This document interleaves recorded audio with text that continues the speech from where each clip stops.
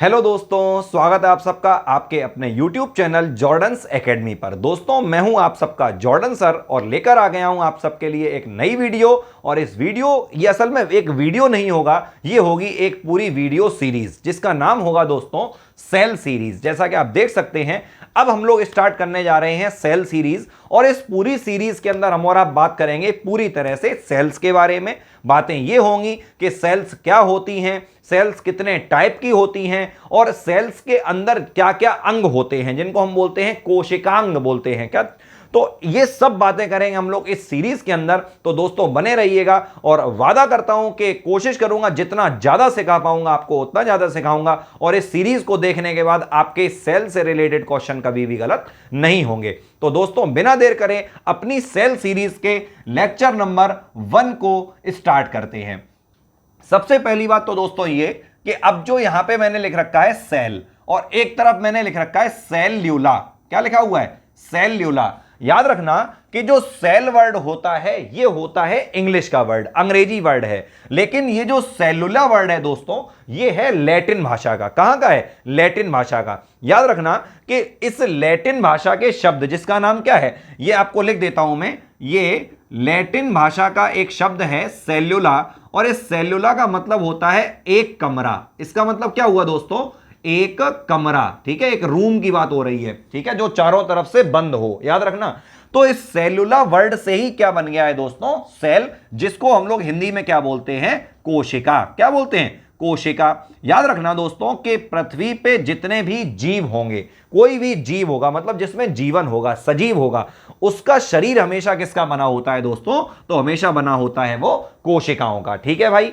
अब एक बात समझो, अगर किसी जीव के शरीर में केवल एक कोशिका है, याद रखना दोस्तों, अगर किसी जीव के शरीर में केवल एक कोशिका है तो ऐसे जीवों को हम लोग क्या बोलते हैं? एक कोशिकीय। क्या बोलते हैं? एक कोशिकीय। याद रखना दोस्तों, एक कोशिकीय। और अगर किसी के शरीर में एक से ज्यादा कोशिकाएं होती हैं तब उसको हम लोग क्या बोलते हैं दोस्तों? बहुकोशिकीय। याद रखना दोस्तों, बहुकोशिकीय। तो एक कोशिकीय कहते हैं यूनिसेलुलर और बहुकोशिकीयों को हम लोग कहते हैं मल्टी सेलुलर। ठीक है, मतलब ज्यादा सेल होंगी। तो ये तो बात हम लोगों ने बहुत नॉर्मल जानी। अब बात करें अगर हम कोशिका की हिस्ट्री के बारे में तो आपको बताना चाहेंगे कि मैं आपसे बात कर रहा हूं सन 1665 की। सबसे पहले बात कर रहे हैं किसके बारे में? सन 1665 में क्या हुआ कि एक साइंटिस्ट थे जिनका नाम आप सबको पता 100% होगा, मुझे पता है। उनका नाम है रॉबर्ट हुक। ठीक है, तो रॉबर्ट हुक ने सन 1665 में अपने द्वारा बनाए गए एक सूक्ष्मदर्शी द्वारा, मतलब ये जो सूक्ष्मदर्शी यंत्र था ये इन्होंने खुद बनाया था, अपना आविष्कार किया था। तो अपने ही द्वारा बनाए गए सूक्ष्मदर्शी यंत्र द्वारा कोशिका को सबसे पहले देखा था। क्या बोला मैंने? कोशिका को सबसे पहले देखा था।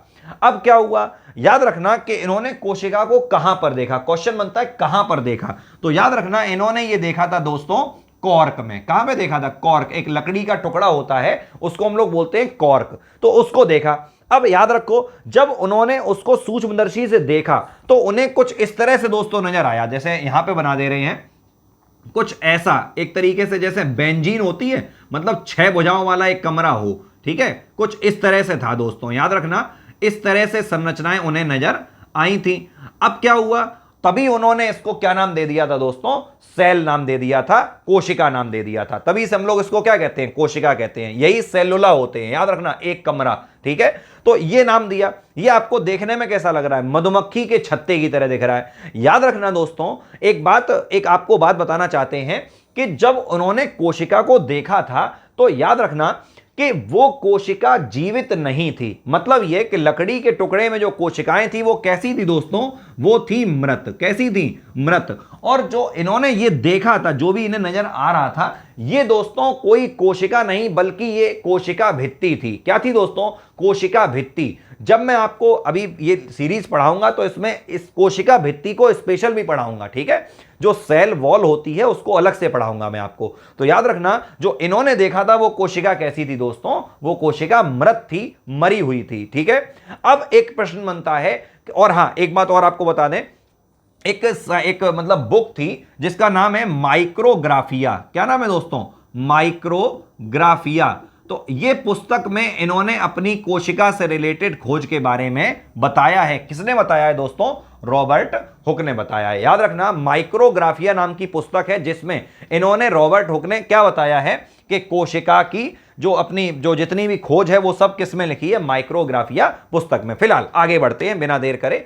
अब बात हुई दोस्तों कि अगर मृत कोशिका को रॉबर्ट हुक ने देखा है तो आखिर जीवित कोशिका को किसने देखा? प्रश्न बनता है, किसने देखा जीवित कोशिका को? तो याद रखना, इसके लिए एक नाम आएगा दोस्तों, एंटोनी वॉन। क्या नाम है? Antony von Leeuwenhoek. याद रखना, एंटोनी वॉन ल्यूवेनहॉक ने दोस्तों सबसे पहले, याद रखें, सन 1674 में, ठीक है, 1674 में उन्होंने सबसे पहले जीवित कोशिकाओं को देखा था। किसको देखा था दोस्तों? जीवित कोशिकाओं को देखा था। जीवित का मतलब क्या हुआ? कि जो लिविंग सेल थी। और कहां पर देखा? एक तालाब के गंदे पानी में। याद रखना दोस्तों, एक गंदा पानी था, उसके अंदर उन्होंने जो बैक्टीरिया होते हैं, जो जीवाणु होते हैं, उनको तैरते हुए देखा। उसके बाद उन्होंने शुक्राणु को देखा, उसके बाद उन्होंने आरबीसी को देखा। मतलब फिर तो वो खोज पे खोज करते चले गए। मतलब कि जीवित कोश, सीधी बात करें, अगर जीवित कोशिकाओं को देखने की बात आएगी तो आंसर हमेशा क्या बनेगा? Antony von Leeuwenhoek. याद रखें दोस्तों, और याद ये भी रखें कि जो एंटोनी वॉन ल्यूवेनहॉक ने, इन्होंने ही सबसे पहले बताया था कि कोशिका जो है वो हमारे शरीर की संरचनात्मक इकाई होती है। मतलब किसी भी जीव का शरीर किसका बना हुआ है? कोशिका का बना हुआ है। यह बात भी सबसे पहले किसने बताई थी हम लोगों को? एंटोनी वॉन ल्यूवेनहॉक ने। तो ये तो थी दोस्तों कोशिका के बारे में जनरल बातें। अब एक बात को और समझो, यहीं से क्वेश्चन उठता है, एक क्वेश्चन ये आता है कि कोशिका सिद्धांत क्या होता है, जिसको हम लोग बोलते हैं सेल थ्योरी। क्या बोलते हैं? Cell theory. हिंदी में कहते हैं कोशिका सिद्धांत। ये क्या है आखिर? तो याद रखना दोस्तों, यहां पे मैं दो साइंटिस्ट के नाम लेना चाहूंगा। पहला तो नाम है श्लाइडेन। क्या नाम है दोस्तों? श्लाइडेन, ठीक है। और एक बात देखो, थोड़ा सा अगर डीप में जाना चाहूं तो आपको बताना चाहूंगा कि बात है 1838 की, ठीक है। 1838 में क्या हुआ कि जो श्लाइडेन थे, इन्होंने क्या किया?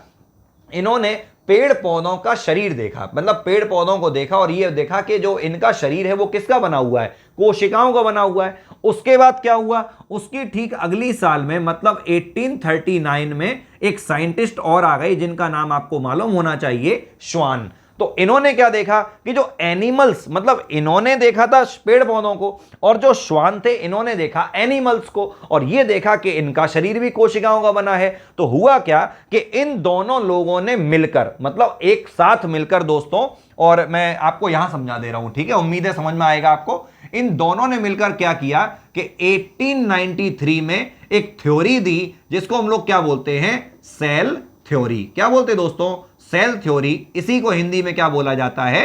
कोशिका सिद्धांत बोला जाता है। याद रखें, कोशिका सिद्धांत बोला जाता है। और ये किसने दिया था? ये दिया था दोस्तों श्लाइडेन, और दूसरा नाम आपको अभी मालूम ही था, क्या नाम है दोस्तों? श्वान। तो श्लाइडेन और श्वान ने मिलकर क्या दिया? कोशिका सिद्धांत दिया। अब कोशिका सिद्धांत क्या कहता है तो इसको सुन लो। किसी भी, मैं बोल दूंगा, अगर लिखूंगा तो देर लगेगी, किसी भी जीव का शरीर कोशिकाओं से मिलकर बना होता है। यही क्या है दोस्तों? कोशिका सिद्धांत है। और यह भी कह सकते हैं कि जीवों के शरीर की संरचनात्मक, मतलब जो स्ट्रक्चरल यूनिट है, जो स्ट्रक्चर है बॉडी का, और क्रियात्मक, मतलब क्या हुआ? जो वर्किंग जो है, जो भी हम लोग काम कर रहे हैं, वो इकाई कौन सी है, जो यूनिट कौन सी है बॉडी की, जिससे हम लोग काम कर पा रहे हैं, या फिर हमारा शरीर जिसका बना हुआ है, संरचनात्मक और क्रियात्मक इकाई कोशिका होती है। यही है दोस्तों सेल थ्योरी। अब क्या हुआ? एक साइंटिस्ट आए जिनका नाम आपको बताना चाहेंगे। इनका नाम है दोस्तों रोडोल्फ विरचोव। क्या नाम है? रोडोल्फ विरचोव। तो इन्होंने क्या बताया था आपको बता दें, ये तो बात है दोस्तों थोड़ी सी पहले की बात है, हालांकि ये तो 1893 की बात है, ये वाली बात 1855 की और पहले की बात है। तो विरचोव ने यह बताया था दोस्तों कि जो नई कोशिकाएं होती हैं, याद रखना, मतलब जैसे मान लीजिए कि कहीं पे कोई कोशिका मेरी खराब हो गई, तो उससे जो मतलब वो तो खराब हो ही गई, अब क्या हुआ, वहीं पे थोड़ी देर बाद क्या होगा, नई कोशिकाएं बन जाएंगी। तो याद रखना कि जो नई कोशिकाएं बनती हैं ये कहीं ना कहीं बन रही होती हैं पुरानी वाली कोशिकाओं की सहायता से। याद रखना, मतलब जो नई कोशिकाएं बनी उनमें उनको बनाने में हेल्प किसने की, पुरानी कोशिकाओं ने। यह बात हमें किसने बताई थी दोस्तों, रुडोल्फ विरचोव ने। और याद रखना कि पुरानी कोशिकाओं से नई कोशिकाओं का बनना कहलाता है कोशिका विभाजन। ठीक है, तो कुल मिला के आप कह सकते हो कि कोशिका विभाजन होता है कोशिकाओं में और पुरानी कोशिकाओं से नई कोशिकाएं बनती हैं। यह वाली बात दोस्तों हमें किसने बताई थी, रुडोल्फ विरचोव ने बताई थी। ठीक है दोस्तों, और याद रखना, लेकिन अगर क्वेश्चन बनेगा कि सेल थ्योरी किसने दी, तो दोस्तों क्या आंसर देंगे आप लोग, श्लाइडेन और श्वान ने दी।